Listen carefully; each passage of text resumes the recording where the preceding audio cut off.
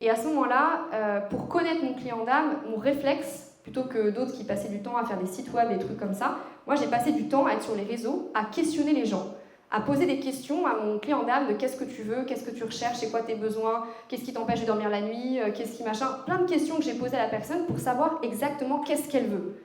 Et de là, j'ai repris mot pour mot ce qu'elle voulait, et j'en ai fait des petits contenus qu'on appelle différents types de contenus. Il y a des reels, il y a des masterclass, etc. Et c'est ça qui m'a aidé vraiment à capter l'attention de l'auditoire et à le convertir. Parce qu'il m'a dit, putain, elle me donne ce que j'ai envie, donc si elle me donne ce que j'ai envie, ça va être quoi quand on va aller plus loin ensemble? Et ça, faut pas être... souvent, on a un petit peu peur. Est-ce qu'il y en a qui ont peur un peu cette frontière entre je donne énormément et après je sais pas la limite entre le gratuit, le payant? Est-ce qu'il y en a qui ont un peu cette question-là? Ouais. Ok.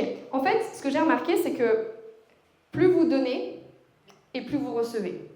Et la première année d'activité, on me disait ouais Camille, faut pas que tu donnes trop. En fait, c'est une connerie. Faut que tu donnes. C'est juste que comment tu donnes, tu dois pas te dire en mode je donne des conseils tout le temps.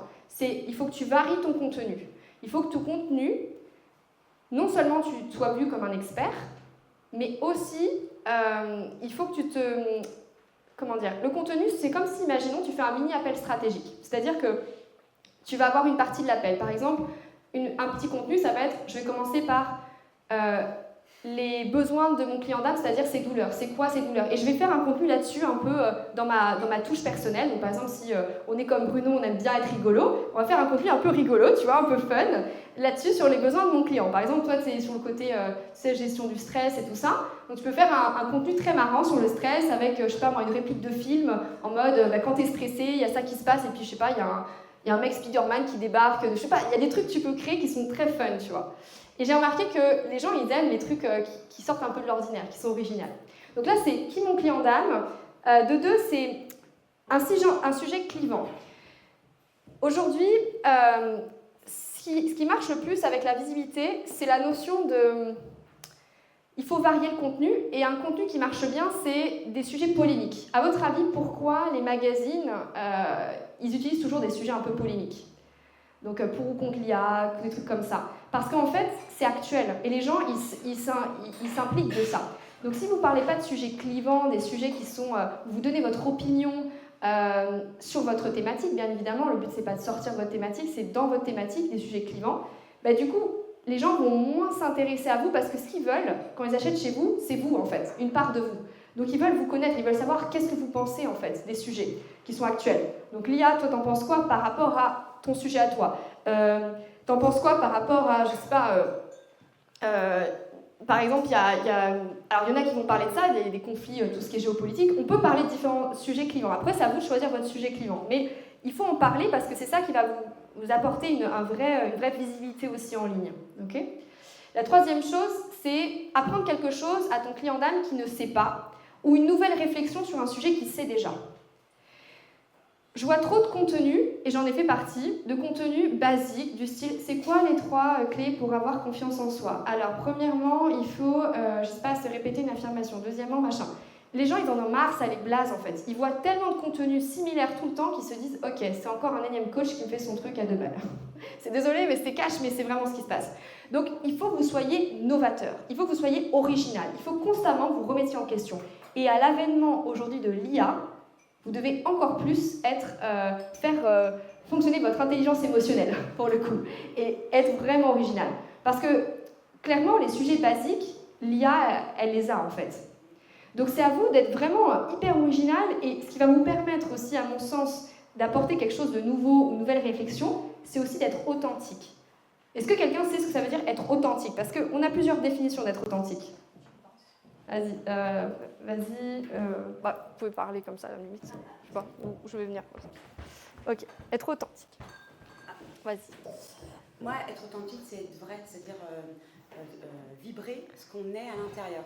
Parce que si on dit, par exemple, je sais pas, moi, je veux dire, je suis la plus belle du monde, et qu'à l'intérieur, je me sens moche, bah, je vais pas dégager ça, en fait. Je serai pas authentique. C'est ça ma définition. Yes, cool. Ok, vas-y Bruno. Authentique, c'est, je crois que c'est authenticos, c'est se définir par sa propre autorité, c'est-à-dire vraiment pas plagier ce qu'on veut de moi, société, religion, éducation, etc., mais vraiment être soi-même. Donc se définir par sa propre autorité. Yes. Quelqu'un d'autre veut ça? Quand je souhaite être authentique, j'accepte de me mettre à nu sur ce que je traverse, les peurs, les douleurs, etc. Parce que moi, c'est ce qui m'a permis d'avancer dans ma vie, que les gens le partagent. Donc c'est à moi d'être aussi en temps authentique. Yes. Ok, cool. De toute façon, toutes des bonnes définitions ici pour la notion d'être authentique. Ok. Ouais, c'est pas terrible. Ouais, c'est un peu compliqué. Plutôt tout à l'heure, parce que je le sens mieux comme ça. Authentique. Je le sens mieux comme ça. donc ouais. Du coup, il y a ça qui est vraiment important, sa notion d'authenticité, c'est que ce que je ressens, ce que vous me dites, c'est qu'il y a la notion d'être vrai, ça c'est vrai. Être vrai, ça c'est vrai. Au-delà de ça, il y a le côté, j'avais appris de ma mentor l'année dernière, c'était être vrai, être sincère et être original. C'est des choses vraiment très subtiles, mais ça fait toute la différence. Être vrai, c'est en effet, quand tu dis t'es fatigué, quand tu dis t'es en pleine forme alors que t'es fatigué, ça marche pas en fait. Donc, vaut mieux dire je suis fatigué, mais voilà. Original, c'est faire quelque chose de différent, quelque chose qui change de l'ordinaire. Et sincère, ça va dans le même sens de vrai, mais c'est juste dire, moi je pense que sincérité, ça va aussi avec le côté transparence, c'est-à-dire savoir dire les choses. Tu vois, on en a parlé avec Cédric et il disait, mais Alex, tu posais la question, mais qu'est-ce qui fait que tu t'impliques autant avec Camille, etc. Parce qu'aujourd'hui, impliquer une équipe de vente, je vous avoue, dans le milieu du coaching, c'est compliqué. et en fait, il est là depuis 3 mois, plus de 3 mois d'ailleurs, parce que tu es arrivé en février. Et en fait, il disait, moi, ce que j'aime bien avec Camille, c'est qu'elle est transparente. Et la notion de transparence, c'est quelque chose qui m'a beaucoup servi, je trouve, à attirer, et aussi dans ces dernières semaines, à augmenter drastiquement mon taux de closing. Donc le taux de closing, c'est en fait le taux de gens qui se choisissent en appel sur le taux de gens que vous avez en appel. Okay, donc en gros, le nombre de personnes qui deviennent clients chez vous par rapport au nombre de personnes que vous avez en appel. Et ça a augmenté parce que moi, j'étais authentique. Et à un moment donné, ça va vous paraître complètement dingue, mais j'étais en appel avec un prospect qui me suit depuis plus de 2 ans et tout. Et j'étais dans une semaine où j'étais pas vraiment dans un super mood. Et j'étais vraiment fatiguée, j'en pouvais plus, ça me saoulait, les gens ils étaient là, oui mais moi il faut que je réfléchisse machin, et je sais ces objections, mais ça me saoulait vraiment. Et au bout d'un moment j'ai vraiment pété un câble, j'étais en appel, j'ai pleuré, je me dis écoute j'en ai marre, donc c'est apprendre à laisser, c'est comme ça, et voilà. Je dis comme ça, mais vraiment j'étais cash.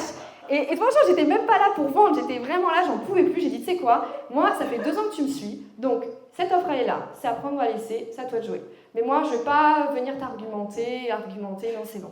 Et le mec, il se pose comme ça, il me dit, c'est bon, je prends. Et là, j'ai fait, ok, bon, alors, écoutez, il faut peut-être que je pleure plus souvent. Donc, en fait, tout ça pour vous dire, alors, je ne vous conseille pas de faire ça à chaque appel, et c'était pas joué, en fait, c'était vraiment vrai. Mais pour le coup, c'est pour vous dire qu'à un moment donné, ce que j'ai appris aussi dans la vente, la vraie vente authentique, c'est qu'à un moment donné, il faut se positionner, quoi.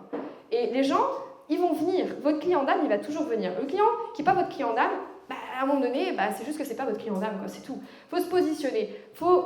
Et subjectivement, c'est pareil.